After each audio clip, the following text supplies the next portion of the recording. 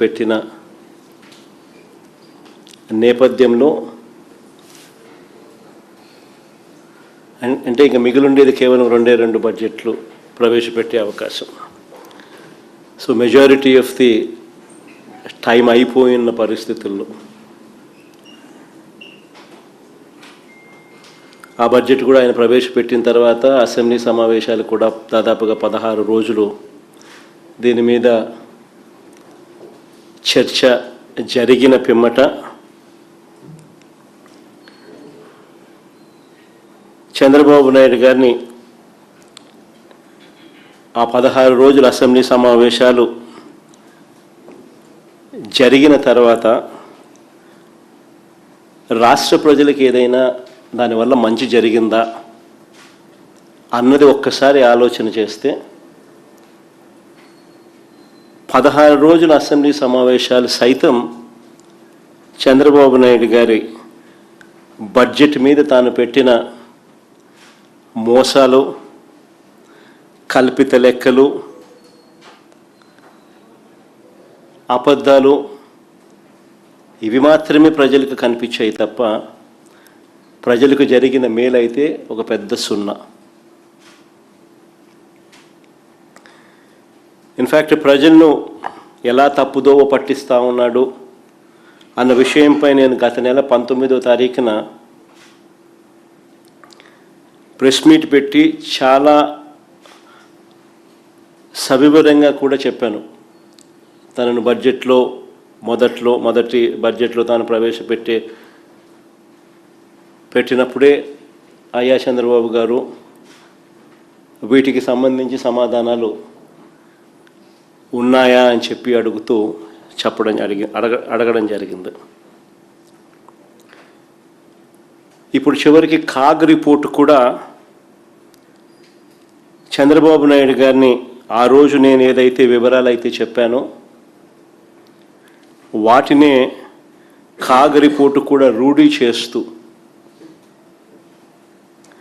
చంద్రబాబు గారి కూటమి చేస్తూ ఉన్న ఆర్థిక విధ్వంసాన్ని కళ్ళగట్టినట్టుగా కూడా కాగ్ నివేదిక కూడా చూపింది. ఇన్ఫ్యాక్ట్ చంద్రబాబు గారి ఆర్థిక విధ్వంసం ఎలా ఉంటుంది అన్నదానికి కొన్ని ఎగ్జాంపుల్స్ మీ అందరి దృష్టికి కూడా తీసుకొస్తా ఉన్నా. మా ప్రభుత్వం చివరి ఏడాది అంటే 2023-24ను ఆయన తొలి ఏడాది ఏదైతే ఆడిటెడ్ కాగ్ రిపోర్ట్స్ ఏదైతే పబ్లిష్ చేసిందో మా చివరి ఏడాది 2023-24, ఆయన తొలి ఏడాది 2024-25 సంవత్సరాన్ని ఒక్కసారి పోలిస్తే చాలా స్పష్టంగా కూడా కొన్ని విషయాలు కనిపిస్తాయి. 2023-24లో ప్రభుత్వం నుంచి చేసిన మొత్తం ఖర్చు 2023-24 మా చివరి సంవత్సరంలో ప్రభుత్వం నుంచి చేసిన మొత్తం ఖర్చు ఎంత అని చూస్తే 2,36,486 కోట్లు స్లైడ్లో మీకు కనిపిస్తుంది. ఆ సంవత్సరం ప్రభుత్వానికి వచ్చిన రాబడులు అంటే అన్ని రకాల రాష్ట్రానికి సంబంధించిన రావాల్సిన వనరులు అంటే ఒక అప్పులు తప్ప అంటే రాష్ట్రానికి వచ్చే సొంత పన్నులు ఆదాయము, పన్నేతర ఆదాయాలు, డెవల్యూషన్స్ అంటే కేంద్ర ప్రభుత్వం మన వివిధ రాష్ట్రాలకు ఇచ్చే వాటా డెవల్యూషన్స్, గ్రాంట్ ఇన్ ఎయిడ్ ఇవన్నీ కూడా కలుపుకుంటే 1,73,767 కోట్లు.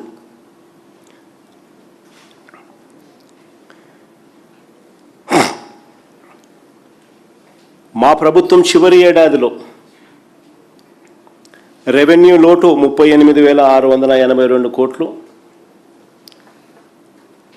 ద్రవ్య లోటు అంటే ఫిస్కల్ డెఫిసిట్ అంటే అప్పులు 2023-24లో మా ప్రభుత్వం చేసిన అప్పులు ఫిస్కల్ డెఫిసిట్ 62,719 కోట్లు కూడా మీ కంటికి కనిపిస్తుంది. ఒకసారి గమనించమని అడుగుతా ఉన్నా, ఈ రెవెన్యూ లోటు, ఈ ద్రవ్య లోటు ఈ రెవెన్యూ లోటు, ఇది ద్రవ్య లోటు అంటే ఈ అప్పులు. చంద్రబాబు గారి కూటమి అధికారంలోకి వచ్చిన తర్వాత ఎంత దారుణంగా పెరిగాయో ఒక్కసారి చూడండి. 2024-25లో రాష్ట్ర కన్సాలిడేటెడ్ ఫండ్ నుంచి చేసిన ఖర్చు, అంటే రాష్ట్ర ప్రభుత్వం చేసిన ఖర్చు 2,49,096 కోట్లు. చంద్రబాబు నాయుడు గారి ప్రభుత్వంలో మొదటి ఏడాది చేసిన ఖర్చు. కానీ ఆ సంవత్సరంలో రాష్ట్రానికి వచ్చిన రాబడులు, అంటే అన్ని రకాల రాబడులు, టోటల్ రిసీట్స్, ఇంతకుముందు నేను చెప్పినా కదా, ఆ టోటల్ రిసీట్స్ ఒకసారి చూస్తే, అంటే పన్ను స్టేట్స్ ఓన్ రెవెన్యూసు, పన్నేతర revenues, devolutions, grants in aid, ఇటువంటి అన్ని టోటల్ రిసీట్స్ అన్నీ కూడా కలిపితే కేవలం 1,68,024 కోట్లు. అదే మీరు గమనిస్తే ఆ టేబుల్లో మా హయాంలో 2023-24లో 1,73,767 కోట్లు కనిపిస్తే ఇక్కడ మాత్రం 1,68,024 కోట్లు మాత్రమే కనిపిస్తుంది.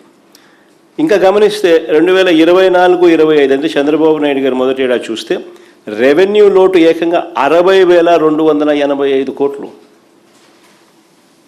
వర్సెస్ మా ప్రభుత్వ హయాంలో మా చివరి ఏడాది కూడా రెవెన్యూ లోటు 38,682 కోట్లు మాత్రమే.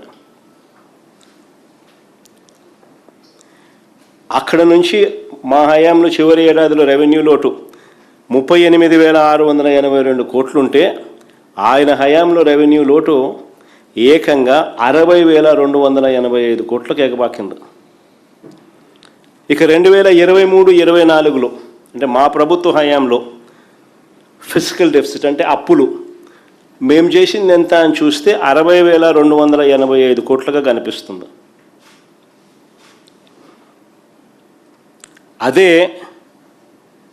అదే చంద్రబాబు నాయుడు గారి హయానికి వచ్చేసరికి 24-25 ఆ సంవత్సరానికి సంబంధించి ఫిజికల్ డెఫిసిట్ అంటే చంద్రబాబు నాయుడు గారి హయాంలో చేసిన అప్పులు ఎంత అంటే ఏకంగా 81,071 కోట్లు కనిపిస్తుంది.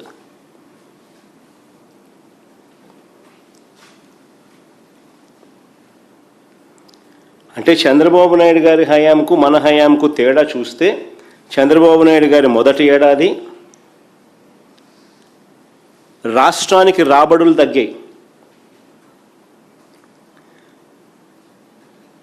ఇంతకుముందు మా హయాంలో 1,73,767 కోట్లు ఉండేది.